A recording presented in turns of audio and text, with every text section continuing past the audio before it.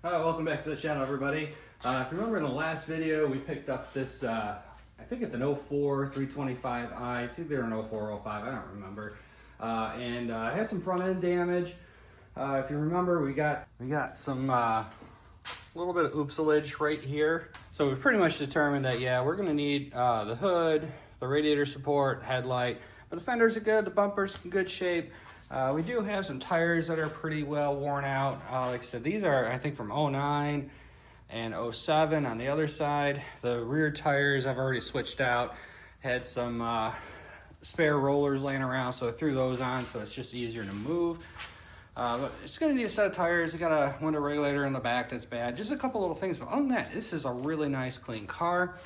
And I'm hoping to resurrect it. Now, it does have a salvage title. I'll have to go through the rebuild process with Georgia and explore how that goes. And I just think this is a quick, easy way to kind of find out how that whole process works and, you know, hopefully get this car back on the road. And, you know, hopefully that's a quick, easy process and I can get this vehicle back on the road. So I've been scouring Marketplace, asking, you know, friends, trying to find a hood, grill support. The headlights I can find on eBay, that's not a big deal. Kind of striking out, and I don't want this car to sit forever. I don't have a ton of room to have projects laying around. I gotta keep things moving and keep making content for y'all. So I did what any sane car guy would do, and well, I bought another car. So this is an 05 325i that I picked up, and as you can see, the front end is you know, mildly better. The downside to this car, for a parts car, this has halogen headlights. The black car's got the xenons. So maybe I'll just end up selling these two, and then I'll buy the xenon headlight to go in that. I haven't really decided, but the hood is in really good shape. It's got some paint chips, but you know, we have to paint it anyway. But other than that, it's in really good shape. This also has great tires. I mean, lots of good meat all the way around. They're a couple years old. These are 2020 and 21s. And we come to the inside, and this is another thing that kind of piqued my interest. One is black interior, which is a hard find. And let's stop that stupid beeping. But you'll see, this has absolutely fantastic interior, except for the console lid, but not a big deal. You can get those on Amazon for like 15 bucks. Typical ABC pillar issues, but the headliner for the most part is in good shape. This back seat, again, just absolutely impeccable. This even has custom molded floor mats. This one I found listed on Marketplace. Like I said, it's nice shape, but if you know me and you know the channel, I got this thing cheap, and we'll talk about why in just a second here. In the trunk, really no surprises. Didn't have a battery, but I've got several. Does have the spare tire. Really no prizes. You know, like I said, this being off Marketplace, they get cleaned out. Toolkit, missing pretty much everything. Just have the lug wrench. So this car does run and drive. The battery I have in it is a little weak, but she'll start. And in just a second, you'll see one of the reasons why I got this so cheap. 332,000 miles. She's got some clicks on her. It generally runs pretty good. I did do a Carfax on this. It only has 4 owners. The first owner had it till 48,000 miles, so it was probably a 3 or 4 year lease initially. Then the second owner put another 250,000 miles on it. So the second owner all the way up to 300,000 miles. The fourth owner only had it about a year, maybe a little less. And then now the last owner had it for the last 5 years from 2020. I've mentioned that there's 2 reasons why this car was so cheap. All in all, I paid 900 bucks for it. Like I said, clean title, runs and drives, got some miles. The big issue, she overheats. And not only does she overheat, but 22 miles ago, they put a new reservoir, upper radiator hose, and I think a thermostat in it. So they were trying to stab some parts at it, hoping to fix, my guess is fix the overheat issue. Now it is possible it just had a leak. They put these parts in and it's been overheating since. I'm not sure, but you know, if you know E46s or BMWs in general, you don't want to get them hot. They don't react well. Being such a long head, they will warp, and there's compression. You'll notice it runs a little rough. Just dive right in here. You can see, yeah, there's a brand new hose up here. Not a brand new hose down there. Might be a little hard for you guys to see. And this reservoir is brand new as well. Now, never, ever open a cooling system while the engine's hot. This has been sitting, not driving.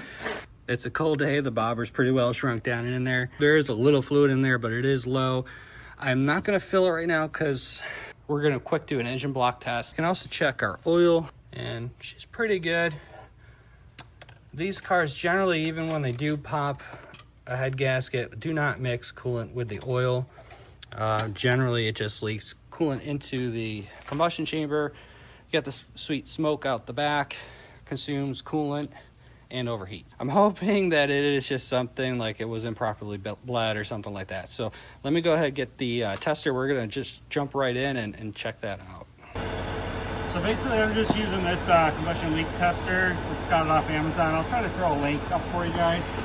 Basically it comes with a tube that you put this fluid into, and you just use a squeeze ball, get some bubbles flowing, and if it stays blue, we're good. If it turns yellow, green, then we're bad.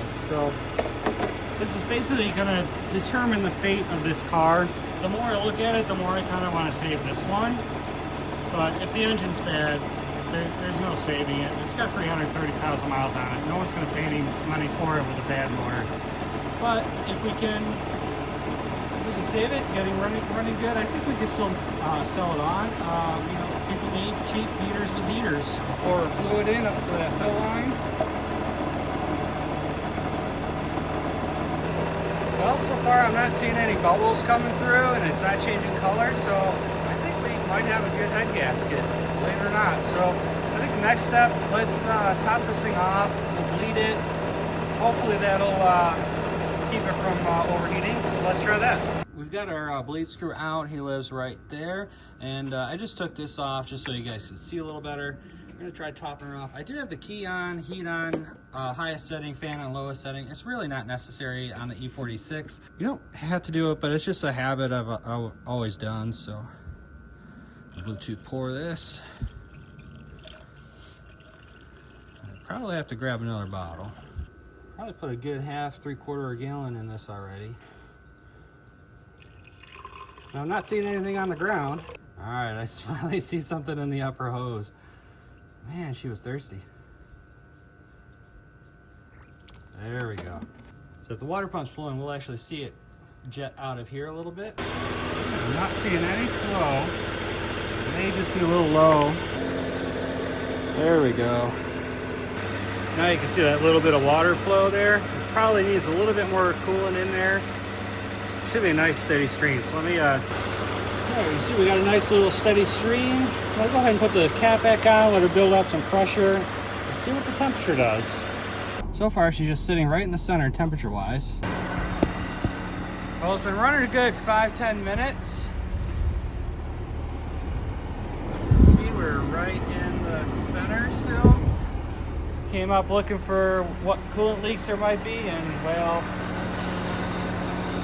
the radiator's cracked. So let me shut that down before I get burned. Yeah, we're gonna give that some room.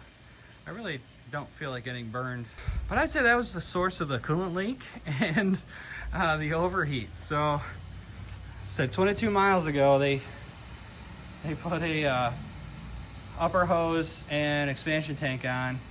My guess is they took it home. Next week this link failed, which is always the case with these things. So I always recommend servicing these as a system. You know, at least do the upper and lower hose, water pump, thermostat, expansion tank, add the radiator if you don't have good history on it. Nissan's makes a really good brand. You can get everything from FCP Euro.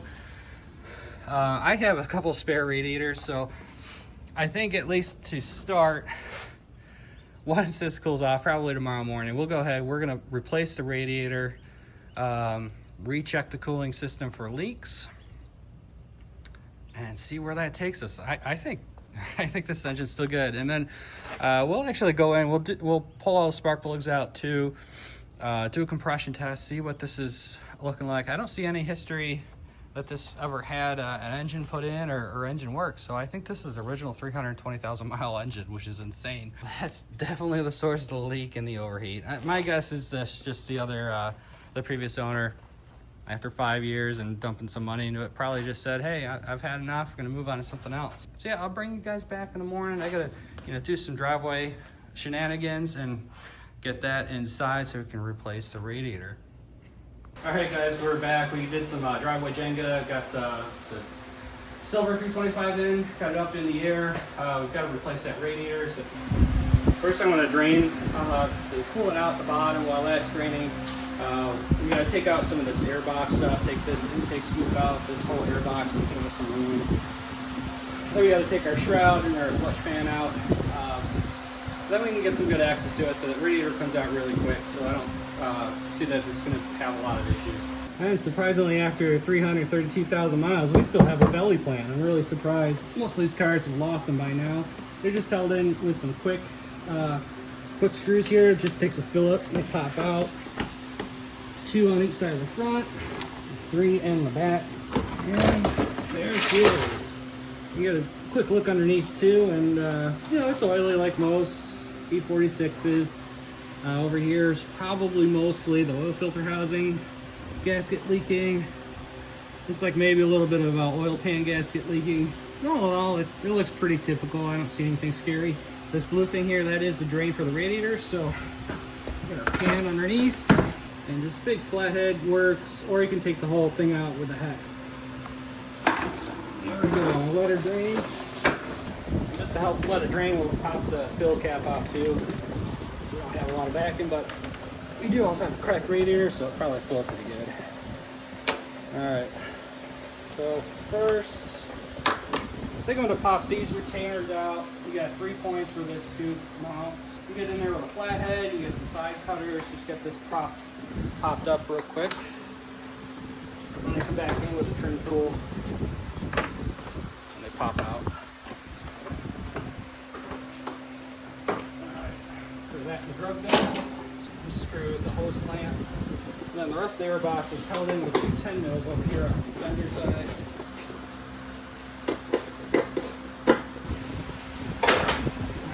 Just lift right on out. Got a little connector back here. There we go.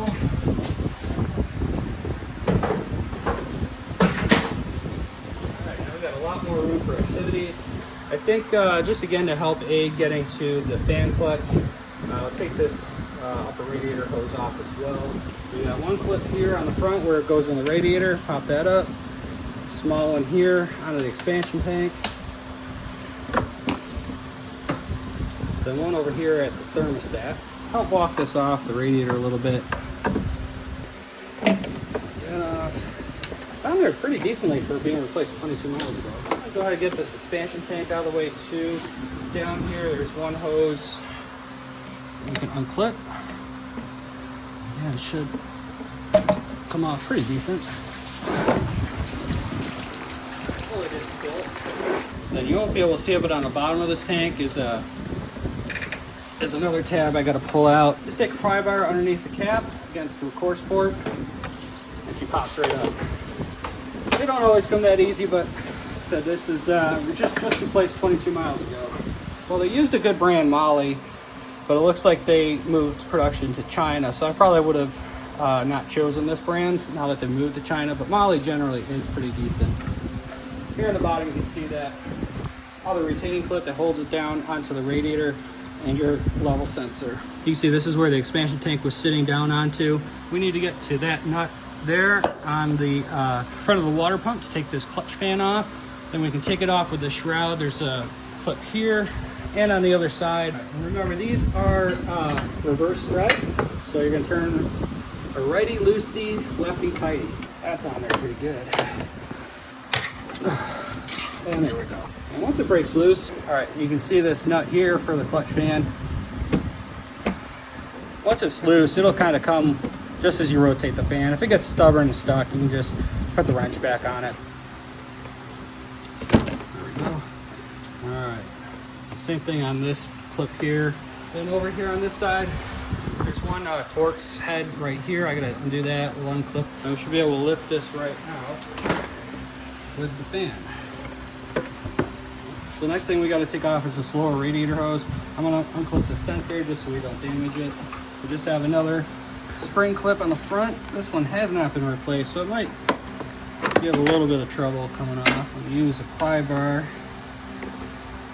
You don't care about this radiator, so you can just kind of press against it a little bit. Yeah, it's starting to go now. There we go. All right, and pretty much, I think we got one more Torx. There's a Torx up here, same size, T27 as the other side. We should be able to start to get loose. Oh, we do have to actually, because this is an automatic, we've got a trans cooler down here, just one pull tab at the top. If it comes out, that's not a big deal. We'll just pry that off a little bit with some help here. There we go. It won't leak any trans fluid, it's just gonna leak a little coolant. And then we do have one more hose at the bottom. I think that rad should come out now. There we go. Ooh, lots of leaves. Well, we got a little mud dauber on the back of the rad too. Over here, see if we got any date codes. We do have date code here. This is a genuine BMW radiator from 2013, so it lasted 12 years. So that's not too terrible. Oh yeah, here you can see where it cracked. A big old crack on the side of her, so she is toast. Let me grab, like I said, I've got a replacement radiator, and we'll see if we need to switch any of this stuff over. All right, so we got our new to us radiator. This is a Nissan's brand. It is a few years old, but it's in really good shape, and obviously doesn't have a big old crack like this one. So we're gonna go ahead and use on that. I did pull the lower radiator hose off, and I'm glad I did, because you won't be able to read it, but that is the original hose from 2005. We don't want to button this thing all up and then have it go again, blow up again. So I went into my stockpile. I got a good hose here. It's a few years old again. We just basically want to make sure that we've got a good cooling system, that it's not being overpressurized by, say, a bad head gasket. So that's why we're just throwing some used parts in. You guys know me. I don't cut corners. I put quality stuff in. So we're just gonna go ahead and put this stuff in to test it, to make sure that it's okay.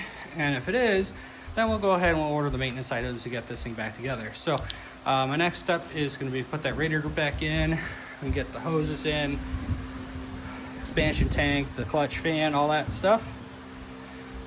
Top her off, bleed her, and hopefully we got a good cooling system. All right, well, we got the fan shroud back on, the fan, lower rad hose, the new to us hose. All we have left to do now is just put the expansion tank back in and the upper radiator hose, fill her up, and see what she wants to do. Make sure you put that drain plug back in before you start filling. I already did while it was off the car, so hopefully no surprise leaks. You can go ahead and you can take a little lube and spray. Just a little silicone spray. You can use some like Sil Glide, stuff like that. We'll get this one too. Get this thing in there. I'll have to go underneath and plug the level sensor back in. And there we go, we're in. And we got one hose right here. Got our upper hose back in. I like to leave these down when I put them in. That way you get that nice satisfactory click when they go in place. Then we'll hit it with a little silicone, just to help it slide in. There we go, click. There we go, that double click there. All right, we should have a sealed system. I'm gonna go plug that level sensor in, let's clean up some tools, and we'll start filling it up. All right, we got everything buttoned up. We got to put the air box back in, but I'm gonna leave that out for now just so I can check for some leaks. I'm gonna go ahead and fill it up. We're just gonna use water for right now. That way, you know, if we do have a leak or a problem, you know, I'm not disposing of another 2 gallons of coolant mix. So we'll just use some water to top her off. I'll probably break out the pressure tester, make sure it can hold pressure before we even fire it up. I do have the bleeder out, key is on, fans on low, high heat. Again, not really necessary, but it's just a habit that I do. No bubbles out of it yet, so let me get another gallon. We're just going to do it kind of slow as we get near full.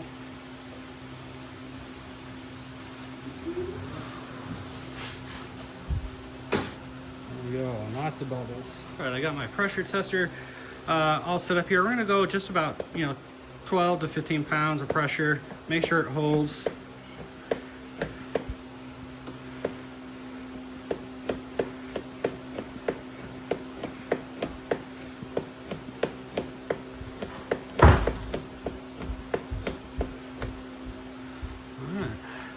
And we're dropping, so we've got a leak somewhere.